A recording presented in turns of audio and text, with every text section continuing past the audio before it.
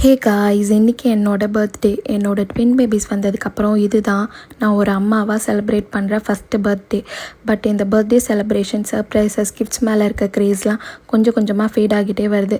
சரி, இன்றைக்கி நம்ம பர்த்டேவாக அது ஒரு பக்கம் வந்துட்டு போகட்டும் அப்படின்ற தாட்டில் தான் நான் இருந்தேன். ஆனால் நம்மளை எவ்வளோ வருஷம் லவ் பண்ணி கல்யாணம் பண்ணி ஆனாலும் நம்ம ஸ்பெஷல்னு நினச்சி நமக்காக ஒவ்வொரு விஷயத்தையும் யோசித்து ட்ரீட் பண்ணுற லைஃப் பார்ட்னர் இருந்தால் எல்லா பர்த்டேவும் திரும்பவும் நமக்கு ஸ்பெஷல் தான்னு நம்மளை ஃபீல் பண்ண வைக்கும். அந்த மாதிரி என் ஹஸ்பண்ட் இந்த பர்த்டேக்கு நான் ஸ்பெஷலாக ஃபீல் பண்ணணும்னு யோசிச்சு எனக்கு 2 கிஃப்ட் பண்ணியிருக்கான். அது என்னென்னு பார்ப்போமா?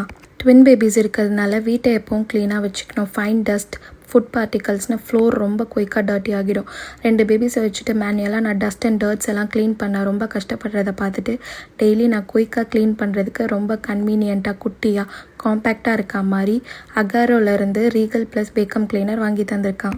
அடுத்து நான் daily reels, videos and content create பண்ணுறதுனால இது எனக்கு செம்ம யூஸ்ஃபுல்லாக இருக்கும்னு Insta 360 Flow 2 Pro Gimbal with AI tracking gift பண்ணியிருக்கான். இதில் என்னோடய ஐஃபோனை ஃபிக்ஸ் பண்ணிட்டா என்னோடய மூமெண்ட்ஸ்க்கு ஏற்ற மாதிரி என்னை ஃபாலோ பண்ணிகிட்டே இருக்குமா கேமரா.